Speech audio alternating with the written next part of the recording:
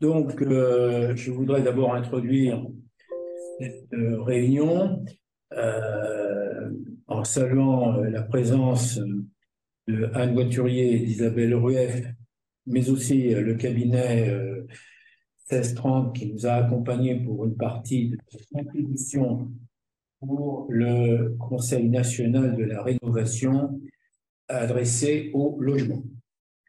Bien naturellement, la fédération s'est inscrite dans l'ensemble des groupes qui ont été constitués après l'introduction par le ministre Olivier Klein et Christophe Prichu.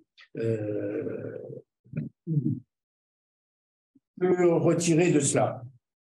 D'abord, c'est une discussion souvent intéressante. J'allais dire, en mathématiques, on dit ça, c'est des données discrètes, c'est-à-dire non continues. Donc, ça veut dire que la discussion au sein de ce CNR partait de là pour aller là-bas, puis de revenir, puis de repartir, etc. Malgré les efforts qui ont été faits par les animateurs, constatons que c'était des discussions intéressantes, mais voilà, point. Mais ce n'était pas automatiquement aussi, j'allais dire, constructif que nous le souhaitions. Mais peut-être que d'autres ont pu le trouver satisfaisant. Mais pour notre compte, on avait du mal à comprendre la sortie finale de ces discussions. C'est pourquoi aujourd'hui, nous souhaitons marquer clairement la façon dont nous avons participé à ce CNR logement et donc regarder un petit peu comment les choses se sont passées. Il y a eu un groupe de travail qui a été fait sur la rénovation pour laquelle Isabelle Rueff nous représentait et donc je vais commencer par lui donner la parole pour qu'elle présente les principales réflexions que nous avons essayé d'apporter au sein de ce groupe et que nous portons. Isabelle, tu as la parole.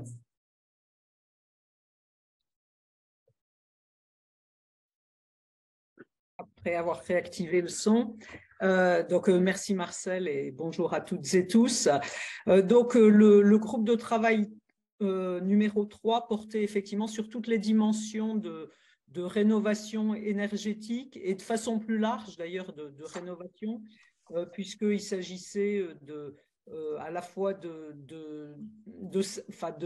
d'écrire et de faire des propositions sur l'adaptation à tous les territoires, de tous les territoires, à la fois au changement climatique et aux évolutions démographiques. Donc, c'est un thème qui est large. Et sur ce thème, nous avons été amenés à faire 5 propositions. Finalement, si on regarde le fil conducteur de ces 5 propositions, il faut à la fois reconnaître et valoriser le savoir-faire des offices publics de l'habitat dans ce domaine. Et il faut aussi réparer parfois des injustices, c'est-à-dire qu'il faut donner à ces offices qui ont la compétence à la fois les moyens juridiques et les moyens financiers de pouvoir œuvrer dans ce domaine. Alors, je vais très rapidement rappeler les 5 propositions qui ont été faites. La première, c'est la reconnaissance, évidemment, du fait que les bailleurs sociaux qui sont au service des collectivités et des élus peuvent répondre aux besoins des territoires. Et donc, c'est les autoriser encore plus que ce n'est le cas actuellement et surtout reconnaître leur rôle en matière de conseil, en matière d'aménagement, en matière d'expertise. Les offices ont la capacité à offrir un large panel de services et de produits diversifiés, les maisons de santé, l'accession à la propriété, des opérations mixtes, de l'aménagement, ce qu'on appelle l'habitat spécifique dans notre jargon, c'est-à-dire tout ce qui est foyer, résidence collective, résidence, personnes âgées, handicapées.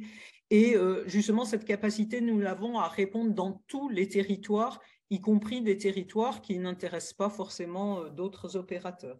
Donc, c'est une reconnaissance de ce rôle de conseil et un renforcement de ce lien avec les territoires et avec les collectivités. Le deuxième, il tourne évidemment autour de toutes les problématiques autour du construire et du rénover durable, et sachant qu'il y a quand même un calendrier 2050 qui est extrêmement ambitieux, et même on peut aller plus loin. Et donc, c'est la reconnaissance du fait que les offices ont un savoir-faire qui est indéniable en matière de rénovation thermique du parc. Je rappelle toujours que les offices ont plutôt 10 points de plus que la moyenne nationale, je crois, d'étiquettes énergétiques favorables. Et il nous semble que ce savoir-faire, il faut pouvoir l'utiliser évidemment dans notre parc, mais encore plus dans le parc privé qui, lui, est très en retard. Donc, plusieurs propositions visent à accompagner le parc privé dans sa rénovation, puisque nous avons la possibilité de le massifier. Et donc, ce sont des adaptations législatives pour permettre aux organismes et notamment aux offices HLM d'intervenir, y compris pour le compte de copropriétés dont ils ne sont pas membres. C'est aussi la possibilité d'intervenir en tant que tiers financier, ce qui, là aussi, permet d'utiliser et d'intervenir sur ce domaine-là. C'est de rajouter justement les établissements publics locaux à la liste des professionnels qui peuvent être accompagnateurs Rénov', puisque pour le moment, ils ont été oubliés. Et puis, c'est développer davantage les contrats de performance énergétique. Là, c'est une disposition plus large parce que c'est un outil efficace qui permet de fiabiliser les économies d'énergie et de carbone qui vont être réalisées. Cinquième proposition, c'est évidemment cinquième proposition. Elle va tourner évidemment autour du financement de ces interventions. Et donc, la demande est évidemment pour financer cette transition d'étendre MaPrimeRénov' aux organismes HLM de façon à pouvoir accélérer les réhabilitations performantes du parc. De la même façon que le secteur privé est aidé dans sa rénovation, il faudrait que les organismes HLM le soient davantage. Et là encore, toutes les propositions visent à mettre notre savoir-faire et nos compétences en matière d'accompagnement du parc et de rénovation du parc au service de l'ensemble du patrimoine de la nation et au-delà du patrimoine privé. Je te remercie, Isabelle. Je voudrais insister sur les moyens d'intervention. Il me paraît important de rappeler que nous représentons 17,8% des résidences principales. Pour le calcul, je vais dire 20% pour que les choses soient simples. L'an passé, il y a eu 3,4 milliards de distribués au titre de MaPrimeRénov'. On souhaite MaPrimeRénov' HLM, ben pourquoi pas 20% de cette somme-là. C'est plus une redistribution à l'intérieur des budgets, parce qu'on sait que le budget de l'État est parfois contraint. Et donc, voilà, c'est une proposition qu'il faut savoir. Et je remercie Isabelle d'avoir porté la compétence disponible des offices pour les élus locaux pour appréhender les questions de la rénovation. Nous avons aussi dans le groupe numéro 2, nous avons travaillé un peu sur beaucoup de choses et beaucoup de choses tournaient autour des permis de construire, des choses comme ça, etc. Et donc, Anne Voiturier, qui est vice-présidente de Lille Métropole et en même temps présidente de Lille Habitat, c'est pas exactement le titre d'ailleurs, Lille Métropole Habitat, de travailler un peu ces questions-là et elle va nous faire les propositions de notre fédération, tout à déborder un peu du champ strict de nos prérogatives en tant que fédération de bailleurs sociaux, mais il n'en reste pas moins que nous sommes intimement liés à la façon dont les choses se construisent localement et on peut donc avoir un avis sur différentes questions qui ont été abordées dans ce groupe numéro 2. Je laisse la parole à Anne Voiturier. Merci, Monsieur le Président. Une petite question de méthodologie, si vous le permettez, pour commencer, qui va rejoindre d'ailleurs votre introduction, parce qu'on s'est fait à plusieurs la remarque, chacun a sa manière de ressentir les choses, et notamment la manière dont ces conversations très intéressantes, comme vous l'avez dit, se sont produites. Pour ma part, avec toute l'intelligence qui était présente à l'écran ou par téléphone, j'ai un petit peu regretté un défaut de méthodologie. Alors, j'entends bien que c'est une critique, mais c'est une critique qui se veut constructive. Ça n'est pas critiquer pour critiquer, c'est simplement faire une suggestion de méthodologie si ces réunions se poursuivent. Dans le PCI dont je suis vice-présidente, nous avons coutume de procéder par comité de pilotage. Ces comités de pilotage sont préparés par un ordre du jour qui bien sûr est établi par des personnes ayant compétence, par des agents territoriaux, mais qui ont déjà une connaissance et qui, sans vouloir influencer les élus ou les participants, cadrent le débat en différents items. Et quand le débat est cadré de cette manière avec un ordre du jour, chacun peut préparer une intervention précise qui ne soit pas une intervention tous azimuts. Parce que les interventions tous azimuts durent longtemps et il est difficile, lorsqu'il y a toute une séquence d'interventions ininterrompues sur un spectre très large, il est très difficile ensuite de pouvoir avancer à la résolution de telle ou telle problématique bien précise. Quand il y a un ordre du jour pour un copil avec 5 parties, pour un copil numéro 1, puis un copil numéro 2 avec 5 autres parties, 5 autres sujets, etc., et que l'on réunit autour de l'écran ou autour du micro différentes compétences, eh bien, je crois que c'est plus productif parce que on est peut-être séquencé dans son intervention, mais l'intervention est plus productive et ensuite chacun essaie de ne pas répéter ce qui a été dit précédemment, mais d'avancer sur un point précis. Donc là, j'en suis vraiment à la méthodologie. Toujours sur la méthodologie, je regrette un tout petit peu également qu'il n'y ait pas eu suffisamment d'élus dans toutes ces réunions. L'acte de construire aujourd'hui, c'est devenu un acte courageux parce que ce sont bien les maires qui signent les permis de construire et aujourd'hui, nos concitoyens sont bien d'accord sur le fait qu'il manque des logements partout et notamment des logements sociaux, mais ils répugnent toujours à ce que l'on construise ou à ce qu'on le reconstruise tout près de chez eux. Vous savez également que les règles du Code de l'urbanisme ne sont pas toujours familières avec les règles du Code civil. Il y a souvent des conflits. Et donc aujourd'hui, c'est vrai que l'acte de construire, c'est un véritable acte volontariste. Et la parole des maires, qui sont confrontés effectivement à toutes les résistances locales, est intéressante à écouter si on veut progresser dans l'intelligence de l'acte de construire et d'organiser l'aménagement du territoire. Et là, j'en arrive petit à petit à mon sujet de fond. Je fais la transition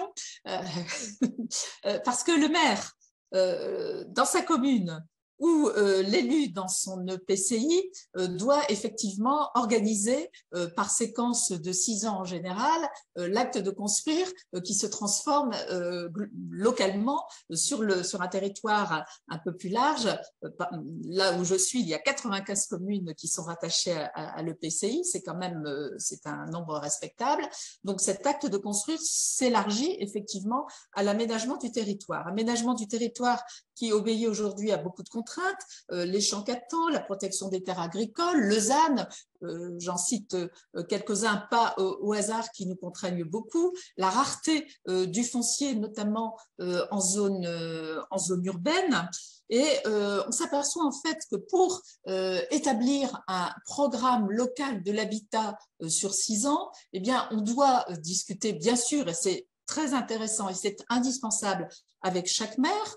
Sur la MEL, donc autour de Lille, on a demandé à chaque maire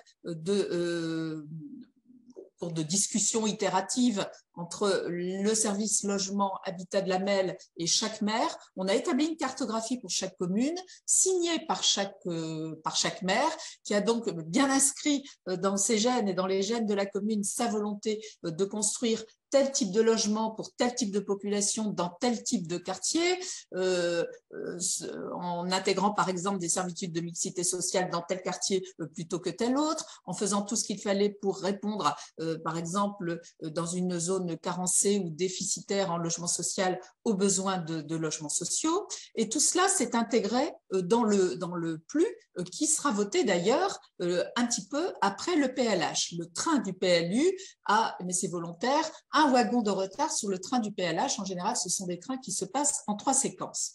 Alors, moi, ma proposition, c'est d'aller plus loin. C'est-à-dire de militer, en fait, pour la fusion, et ça se fait déjà dans 65 EPCI en France, mais ma proposition, c'est de militer pour une fusion du PLH et du PLU dans chaque EPCI pour que ceux-ci correspondent véritablement et qu'il n'y ait pas un cheveu entre ces 2 documents. Et c'est comme ça que nous pourrons être efficaces, premièrement, et c'est comme ça que nous arriverons à entraîner les communes et nos concitoyens en partageant avec eux, effectivement, la nécessité de construire et de bien construire. Et ensuite, parce que c'est quelque chose que j'ai beaucoup entendu dans les discussions sur le PLU et sur le PLH, il faudra réfléchir dans un deuxième temps à incrémenter effectivement dans cette fusion, là je fais un petit peu de prospective, le plan de mobilité. Parce que souvent les maires nous disent, mais moi je veux bien reconstruire 200 ou 300 logements de plus, mais tous les jours dans mon village, j'ai un énorme embouteillage qui dure 1h30 parce que je suis située tout près de la frontière ou pour une autre raison, et j'ai besoin d'une petite voie de contournement. Et il faut absolument que j'ai cette petite voie de contournement. Il faut absolument que j'ai une gare qui fonctionne avec suffisamment de trains pour amener les gens qui n'ont pas les moyens de s'offrir une voiture à leur travail qui se trouve en métropole, etc., etc.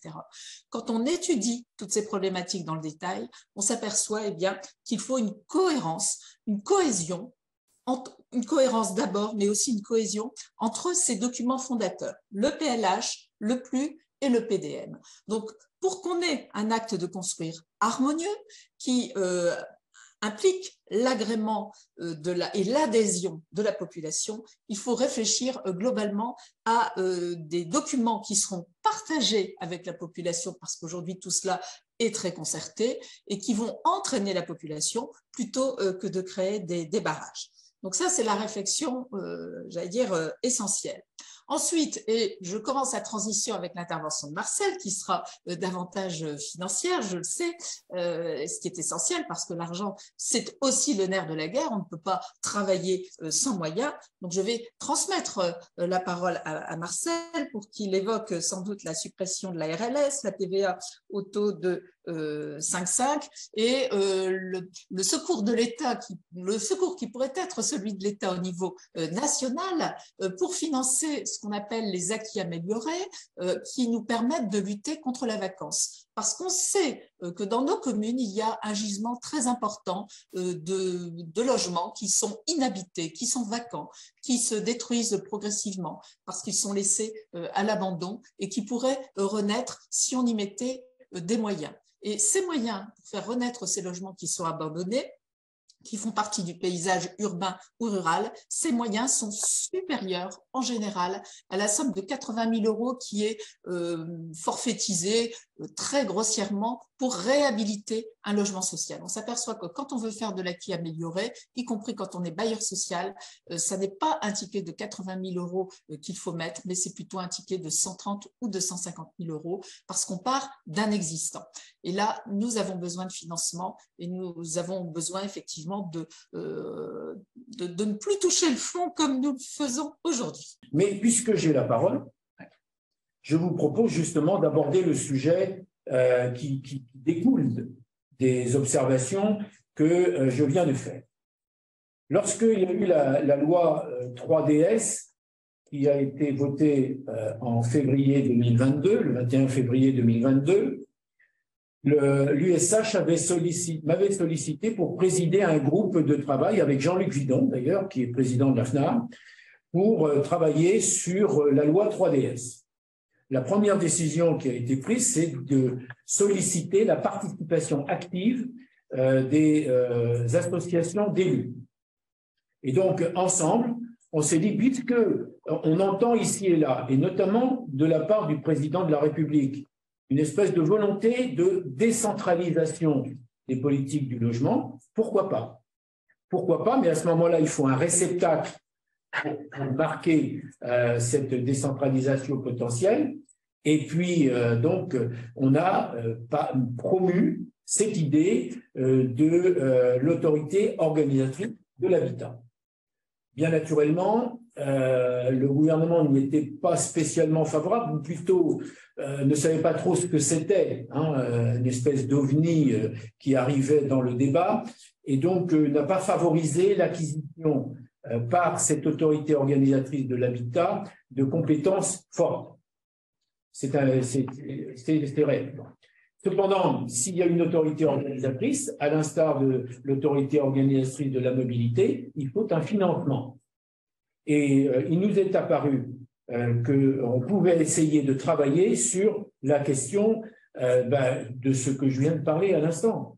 C'est-à-dire, il y a une part de la PEC qui est disponible pour les logements sociaux en dehors des aides personnalisées et en dehors des politiques gouvernementales, encore que la PEC, normalement, est une politique gouvernementale.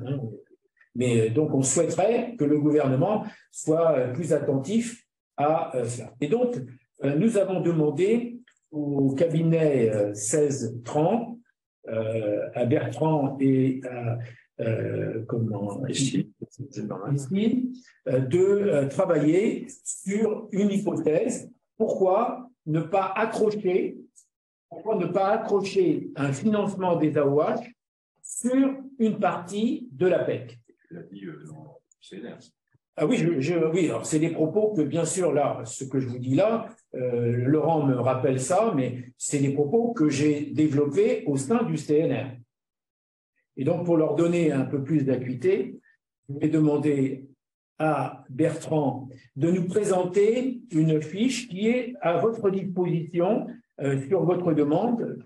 Si elle n'a pas été diffusée, vous la demandez ou Axel vous l'adressera à la sortie de cette réunion, un travail qui a été fait. Donc, je vais demander à Bertrand ou à Christine, je ne sais pas qui souhaite intervenir, pour nous présenter le plus simplement possible, même si ce n'est pas très compliqué quand même, de toute façon, mais de nous présenter le travail qu'ils ont fait pour la Fédération des hôpitaux. Oui, merci. Merci, Monsieur le Président. Donc, bonjour à tous. On a effectivement instruit un petit peu cette proposition qui est finalement très concrète, et finalement assez lisible, assez compréhensible, qui traite du 1% logement et qui vise, je dirais, surtout à reterritorialiser la PEC. Je pense que c'est ça vraiment l'objectif, c'est de reterritorialiser la PEC. Avant tout, moi, je voudrais dire que c'est quand même un très beau projet parce qu'il a des qualités, une belle proposition, parce qu'il a des qualités qui ne sont pas souvent réunies. La première, c'est qu'il apporte, c'est un projet, c'est une proposition qui apporte des choses concrètes, qui apporte un mieux.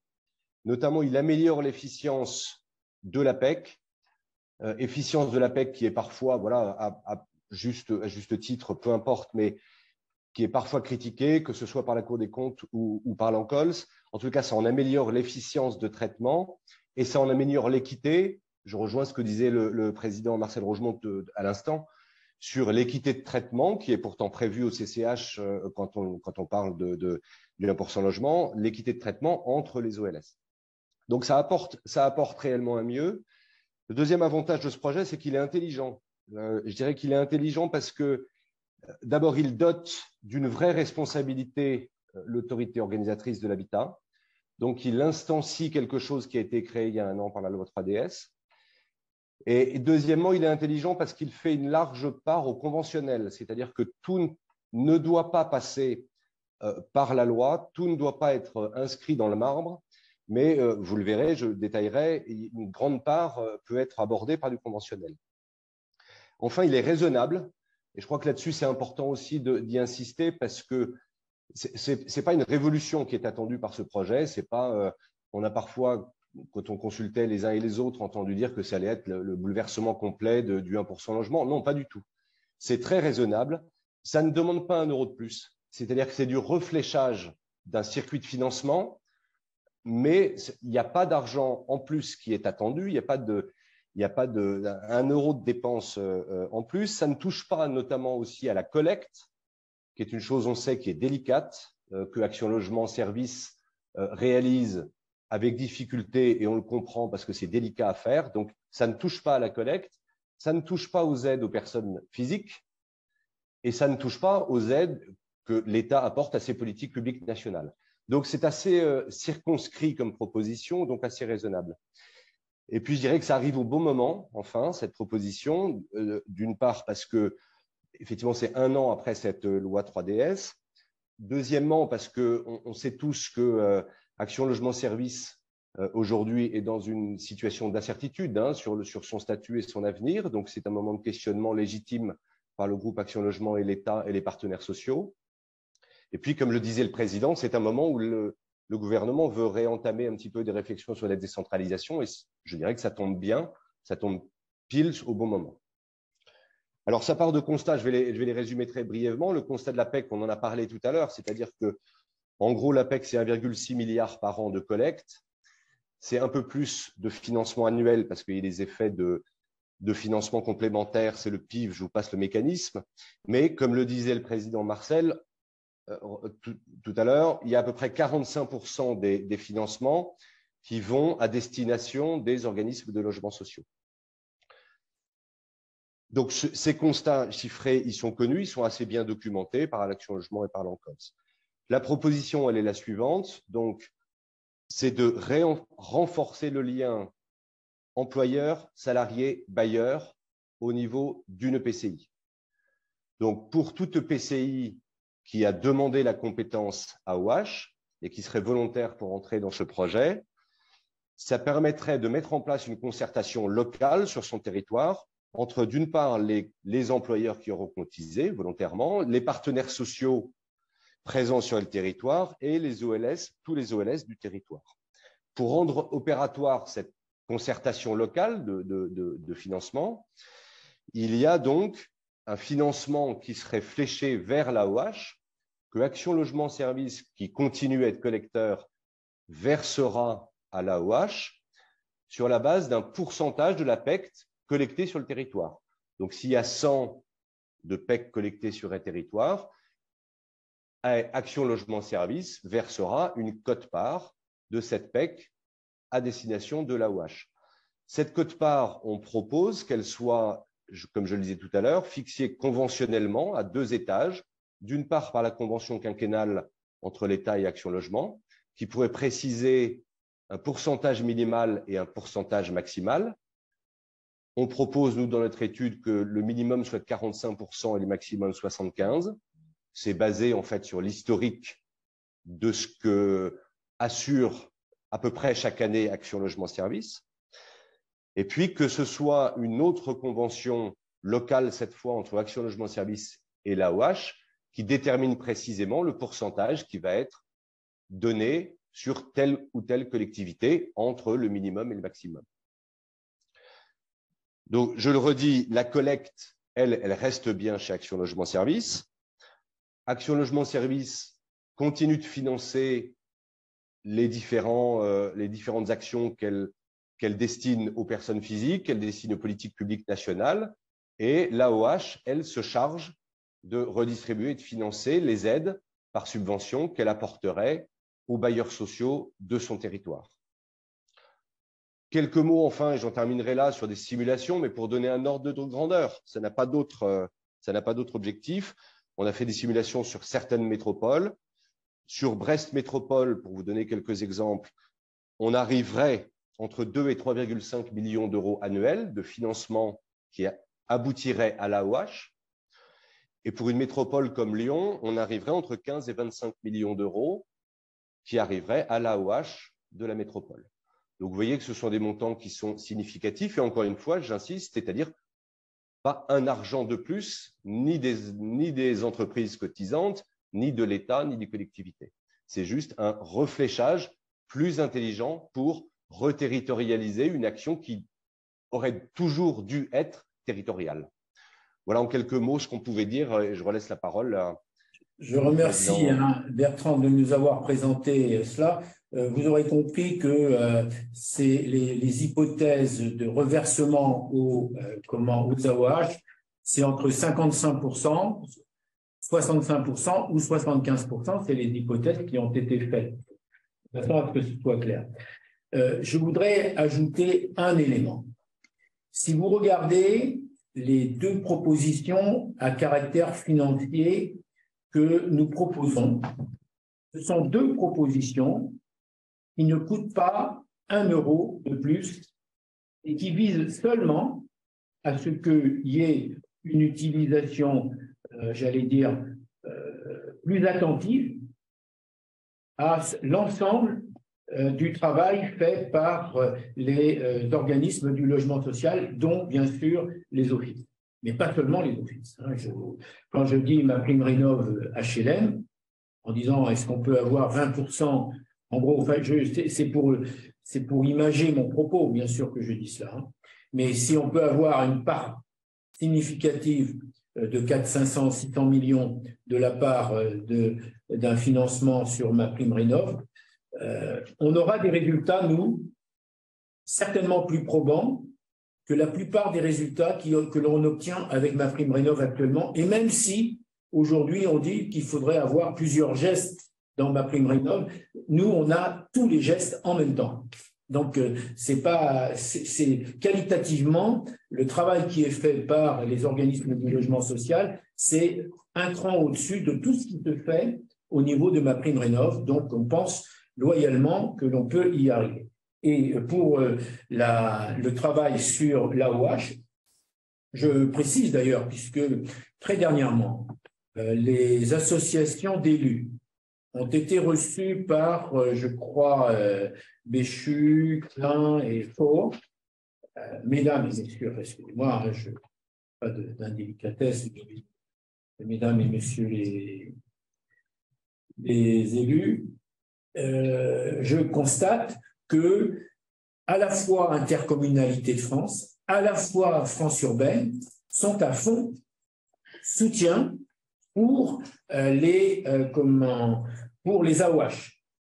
Elles ont fait des propositions qui vont complémentairement aux nôtres, puisque nous, on est sur strictement un peu le logement social. Et donc, nous, on est sur des questions, par exemple, de la politique de vente de logements sociaux qui pourrait être calée au niveau d'une collectivité territoriale, au niveau d'une AOH, pour la bonne et simple raison, c'est que, bon an, mal an, c'est entre 1,5 milliard et 2 milliards que les collectivités versent au logement social, si on additionne l'ensemble des financements. Donc, ils ont la plupart des logements sociaux qui seraient à la vente ont perçu préalablement des aides à la construction par les collectivités territoriales. Il n'est donc pas choquant qu'elles aient un mot à dire sur la vente des logements sociaux. Je vous rassure, pour ce que je connais de ce qui se passe dans les principales agglomérations, bien entendu qu'elles ont la main dessus. Mais de voir un peu comment on peut essayer de gérer localement, par exemple, les aides à la rénovation énergétique. Comment on peut réguler plus fortement les locations saisonnières, etc., etc., etc. Il y a de multiples propositions et pour ce qui est de vous tous, il suffirait de regarder le communiqué de France Urbaine qui fait cette proposition, 5 plus 2 propositions pour les AOH. Voilà. France Urbaine soutient le Oui, alors France Urbaine, Laurent, c'est pour ça qu'il est à côté de moi, parce que sinon je finirais par oublier les choses. Et donc Laurent me rappelle que France Urbaine est d'accord pour appuyer, soutenir la démarche que nous avons entreprise sur le financement des AOH. Mais je peux dire aussi que Sébastien Martin, pour Intercommunalité de France, Je ne l'ai pas encore rencontré, mais je vais le rencontrer prochainement. Mais dès les discussions que j'ai pu avoir jusque-là laissent à penser qu'il sera aussi dans la position de France Urbaine. Vous pouvez poser vos questions.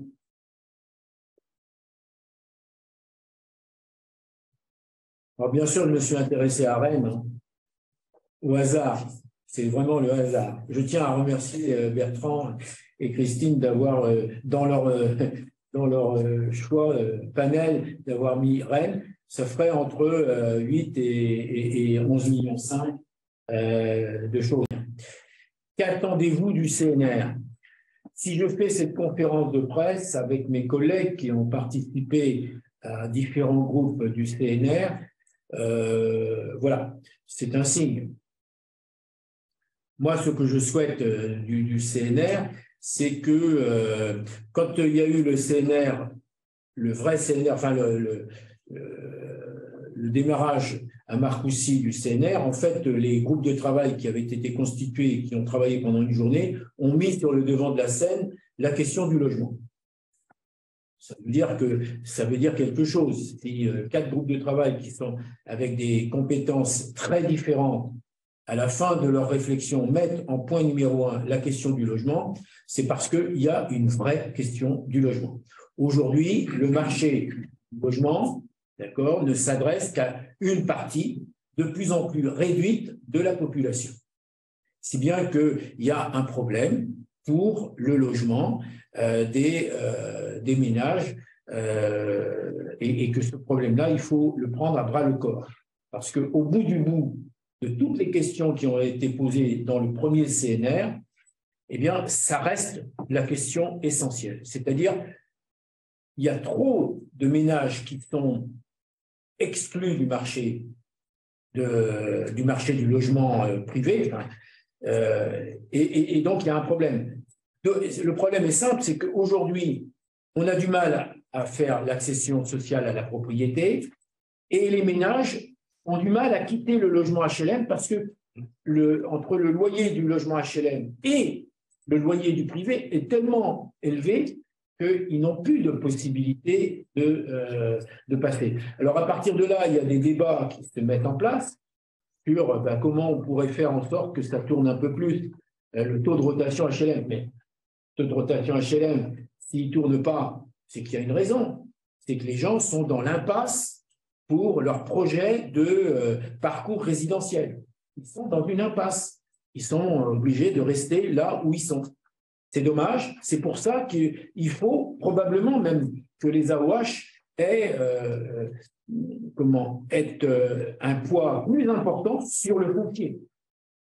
Et ça me paraît évident, c'est-à-dire qu'aujourd'hui, s'il n'y a pas une régulation du foncier local, je ne vois pas comment on va pouvoir construire durablement des logements qui sont accessibles à la majorité de nos concitoyens. Ce n'est pas possible. Donc, il y a des moyens, il faut travailler ces questions-là.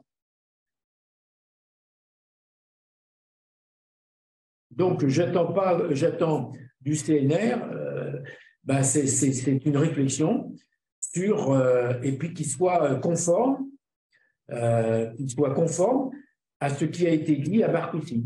C'est-à-dire, le problème du logement des ménages est une vraie question. Et que comment on fait pour résoudre les questions du vieillissement, comment on adapte le logement et la demande de logement, etc., etc. C'est ça la principale question. Et j'espère que le CNR sera l'écho de cette préoccupation majeure pour les Françaises et les Français. Je n'oublie pas qu'il y avait une enquête qui avait été faite en fin 2016. C'était une formation politique en formation qui avait fait ça et qui avait trouvé que 80% des personnes qui avaient répondu à cette sollicitation mettaient le logement comme étant prioritaire. Et 78% prouvaient qu'il y avait un problème sur les loyers. Voilà 2 constats qu'aujourd'hui on recommence à faire de la même façon. Eh bien, essayons de travailler ces 2 questions. Et j'espère que le CNR va faire des propositions qui vont dans ce sens-là.